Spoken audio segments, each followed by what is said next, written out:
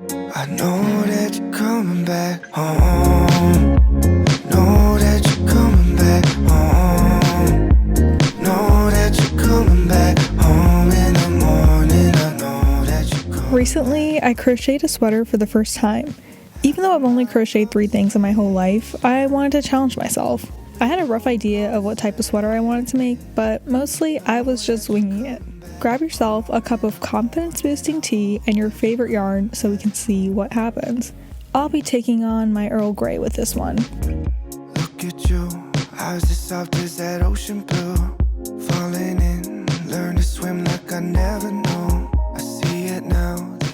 I use the brand Sugar and Cream for most of my projects, but not in my tea, if you know what I mean. And this yarn is pretty comfortable to wear. I didn't want my sweater to be droopy, which you can sometimes get with acrylic yarns, and I use this yarn for its stiff cotton.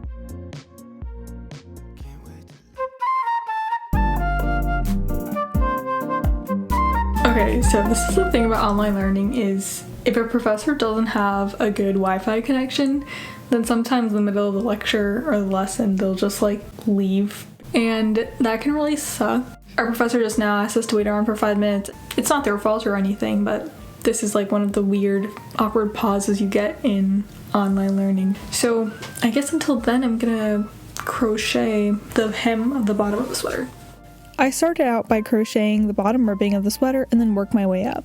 I had limited amounts of yarn, so I was weighing my options on what design would look best each time I was close to finishing the skein. A lot of my crocheting was done while I was in class, and that has to be my favorite perk of remote learning.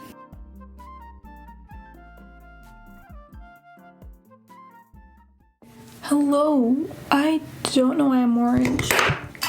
Oops, hold on. I had my class, I ended it, I ate, I did my assignment for my next class, which is how the past few weeks have been going as I've been getting more work for my Tuesday afternoon class. So we have to present during our class, which should be fun.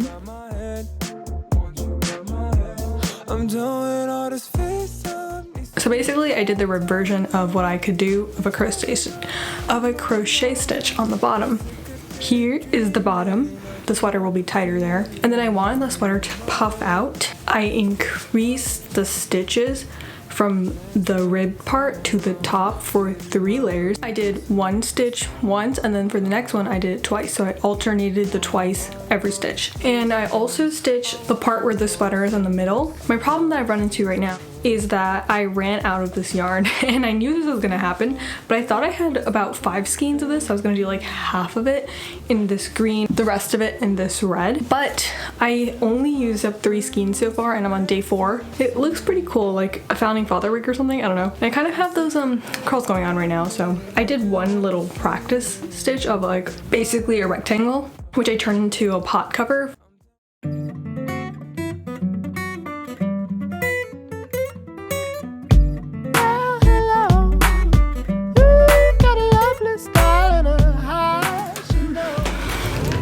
Hello. What ended up happening is that because I was increasing the stitches to 1 to 1 for 3 entire rows, the size of the sweater actually got way too big. So then I undid it, which was very tragic, and I left only 1 row on the bottom where it increased it, so it's 1 2 1 2, and the rest are all single stitches. I knew I was gonna run out of green, so my plan is to make it green, pink, and yellow. I think now you can start to tell that it's actually a sweater.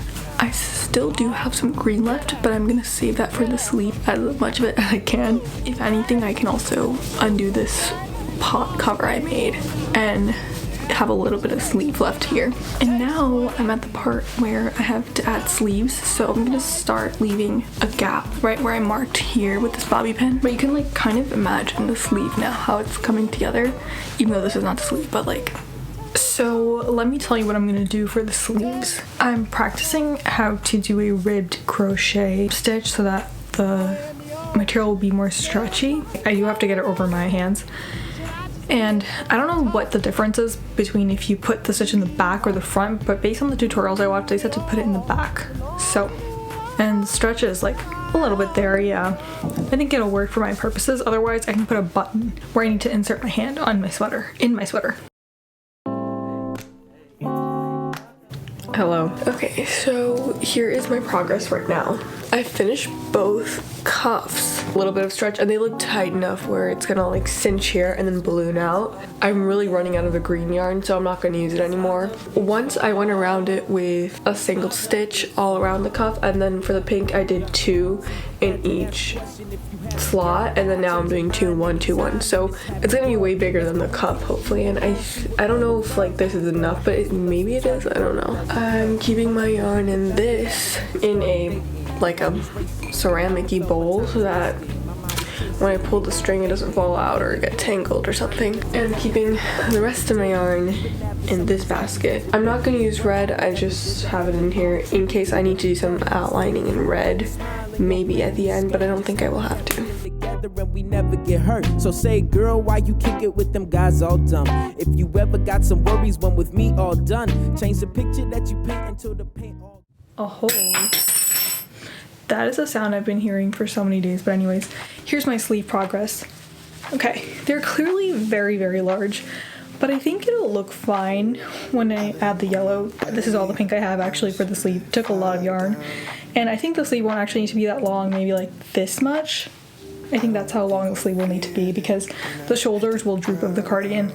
I'm a little concerned about how it's going to look in the front because there's just so much extra fabric. And the sleeves are a little bit uneven. Like they both have 164 stitches all around, but one of them is like 1.5 inches wider. At this point I was like, okay, I hope no one will notice. To create a slit for the arm, I thought you'd have to like make a curve shape, but it turns out based on some of the tutorials I watched, which I'll link down below, all you have to do is like leave a gap.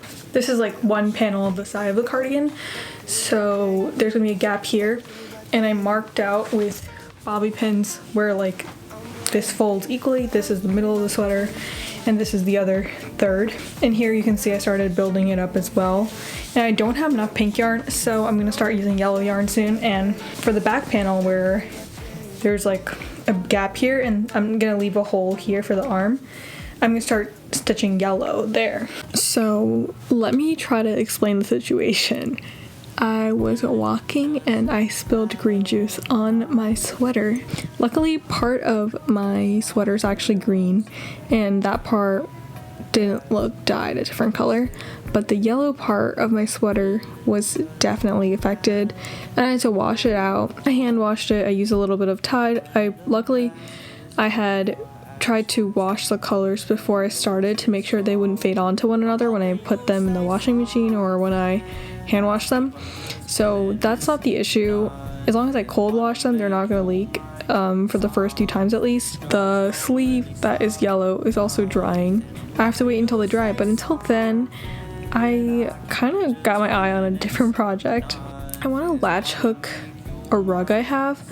And to practice on one, I'm going to latch hook a crocheted rug because the crocheted part can serve as the graft that you would do latch hook on. After letting my yarn dry for one day, I was back at finishing those sleeves. To complete the balloon effect, I decreased my stitches by half and then single stitched my way up the sleeve. I knew my sleeves were going to be short because of how the cardigan shoulders were going to droop down, so I kept that in mind.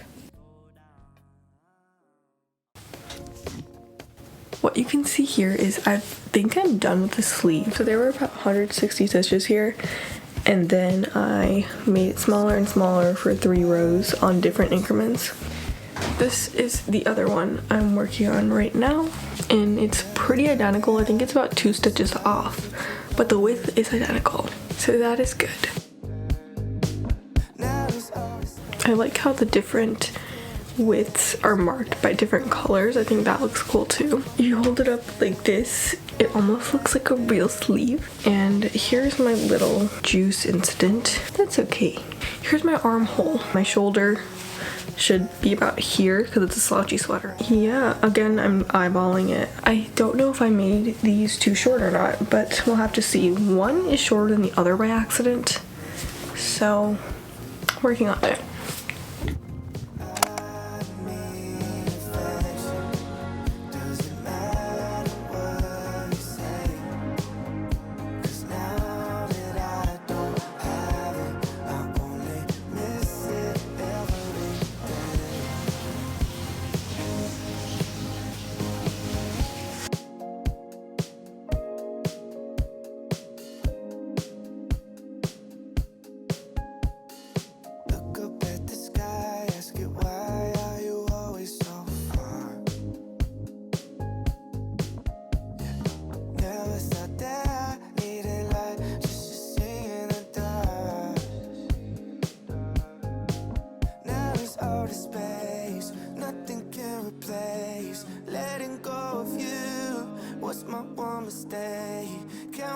every day.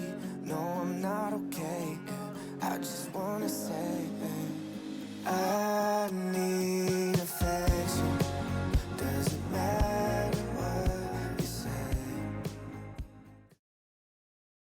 Here is basically what I have so far. The major problem I'm noticing with this is that this sleeve is down here, begins here, and then this one is here. It's a couple inches above, and it's making the neckline less symmetrical, but I really don't know how to fix that without doing it all over again pretty much, so I'm just gonna leave it. Other than that, it's looking pretty good. I have this little piece of string here because I just added a border to the neck.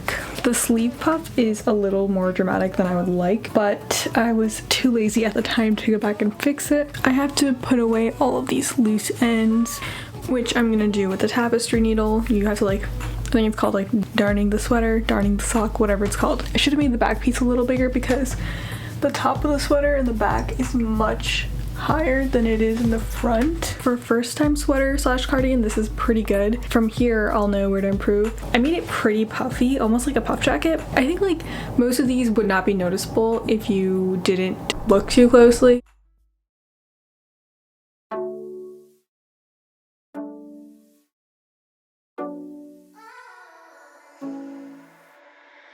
I don't like staying up and talking about your family till we fall asleep. I don't like that you know my order when we're out to eat and you pay for me. 'Cause I don't wanna be someone loving, looking dumb, but you don't care. Space makes me sad.